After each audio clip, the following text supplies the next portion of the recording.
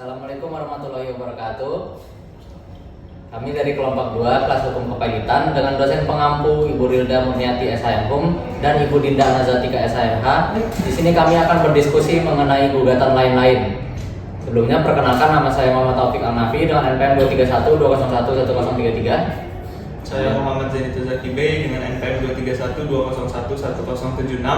Nama saya Damar Aga Sukma dengan NPM 2352-01-1147. Nama saya Adinda Fajar Madani, NPM 231-201-1090. Nama saya Sanchia Nailita dengan NPM 231-201-1071. Jadi guys, kita kan kemarin udah ngomongin tentang PKPU, terus pilot dan kepahitan. Sekarang ini ada tentang gugatan lain-lain nih. Coba guys kalian baca putusan. Putusannya nomor 43/Pelitesus strip gugatan lain-lain /2023 Niaga Semarang. Coba dibaca dulu. Gugatan lain-lainnya.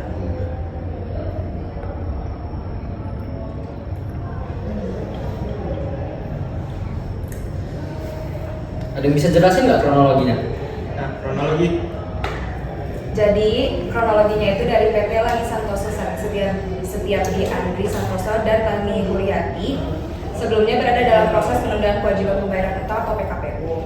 Namun karena rencana perdananya yang diajukan ditolak oleh kreditur sepatis dan kreditur konkuren, Pengadilan Niaga pada Pengadilan Negeri Semarang melalui putusan nomor 8 dari PDTsus Pilot dari 2022 Niaga Semarang tanggal 17 Maret 2022 menyatakan debitur dalam keadaan pilot. Setelah putusan tersebut, majelis hakim menunjuk tim kurator untuk melakukan pengurusan dan pemberesan harta pilot termasuk aset tanah dan bangunan di Jalan Lapangan Bola nomor 16A, Kebonjeruk, Jakarta Barat. Dalam proses pemberesan harta pilot, kurator menemukan adanya perjanjian sewa menyewa nomor 25 tanggal 4 Maret 2022 antara debitur dengan PT Sinar Inti Harapan senilai 2,5 miliar rupiah untuk jangka waktu 5 tahun.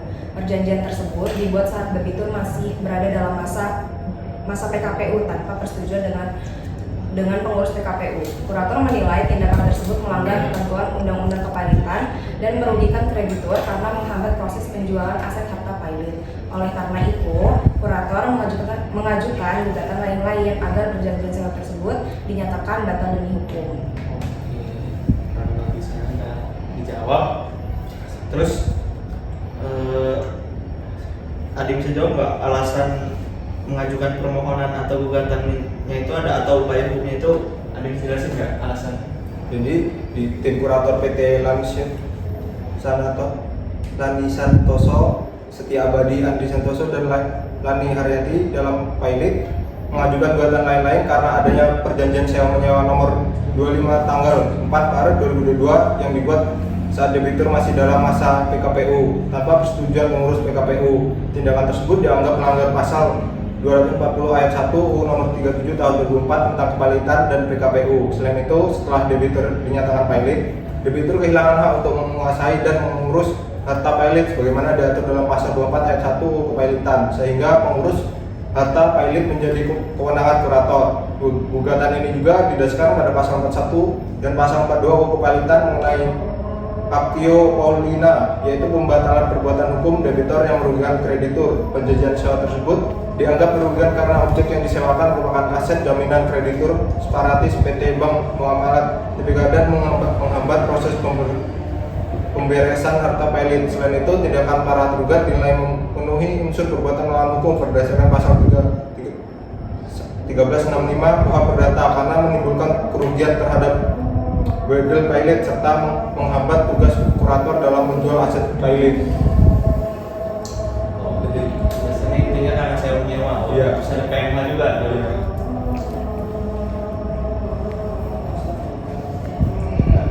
Apalagi yang mau tanya dari putusan itu dibedah.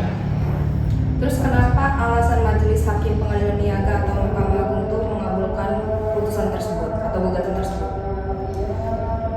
Jadi majelis hakim Pengadilan Niaga pada Pengadilan Negeri Semarang mengabulkan sebagian gugatan penggugat karena terbukti bahwa tergugat 1 dan tergugat 2 melakukan perjanjian sewa menyewa nomor 25 tanggal 4 Maret 2002 pada saat berada dalam masa PKPU tanpa persetujuan kurator. Tindakan tersebut bertentangan dengan pasal 240 ayat 1 Undang-Undang nomor 37 tahun 2004 tentang kepahitan dan PKPU. Nah, Majelis hakim juga menilai bahwa para tergugat tidak dapat membuktikan adanya persetujuan dari kurator atas penyewaan aset tersebut. Selain itu, objek sengketa merupakan bagian dari harta pilot yang menjadi jaminan kreditor separatis, sehingga perbuatan tersebut dianggap merugikan kepentingan kreditor dan memenuhi ketentuan pasal 41 Undang-Undang Kepilotan mengenai pembatalan perbuatan hukum debitor yang merugikan kreditor. Nah, hakim juga mempertimbangkan bahwa status PKPU debitor telah diumumkan melalui media massa dan berita negara, sehingga para pihak dianggap mengetahui bahwa debitor sedang dalam challenge PKPU. Berdasarkan pertimbangan tersebut, majelis hakim menyatakan perjanjian sewa menyewa batal demi hukum dan mengabulkan sebagai gugatan penggugat. Mengabulkan sebagian ya.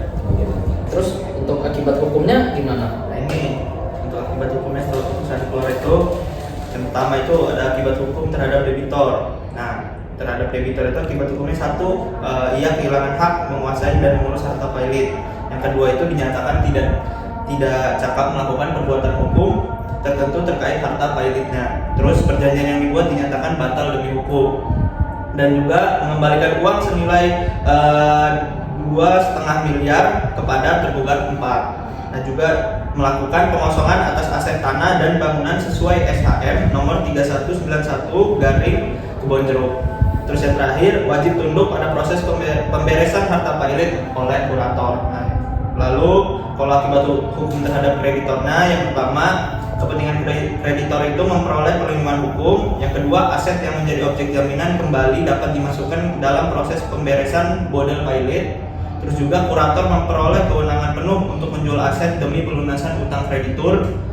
Terus juga hambatan terhadap proses lelang dan pemberesan harta pilot dapat dihilangkan.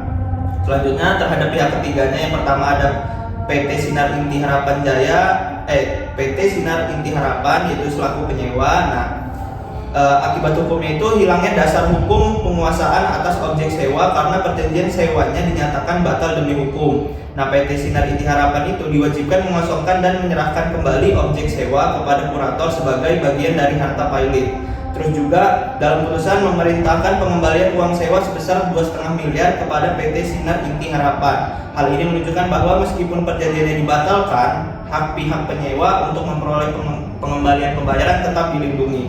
Nah, yang kedua itu terhadap Roni Sulistyo, yaitu penerima kuasanya. Nah, akibat penerima kuasa Roni ini juga terdampak akibat batal perjanjian yang dilaksanakan berdasarkan kuasa tersebut. Walaupun dirinya hanya bertindak sebagai penerima kuasa, tindakan hukumnya tetap kehilangan dasar hukum karena perjanjian pokok dinyatakan batal demi hukum. Nah, yang terakhir terhadap notaris Stefani Wilama Marta SH.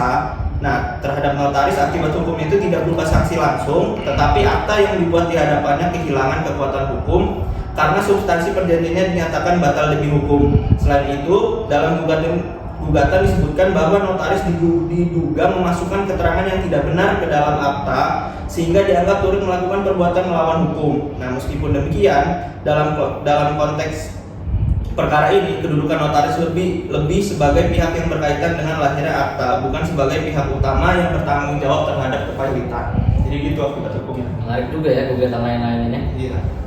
Banyak yang dibahas. Oke, cukup kali diskusi kita. Cukup kayaknya diskusi terakhir kali ini. Oke, sekian dari kelompok kami. Assalamualaikum warahmatullahi wabarakatuh. Waalaikumsalam.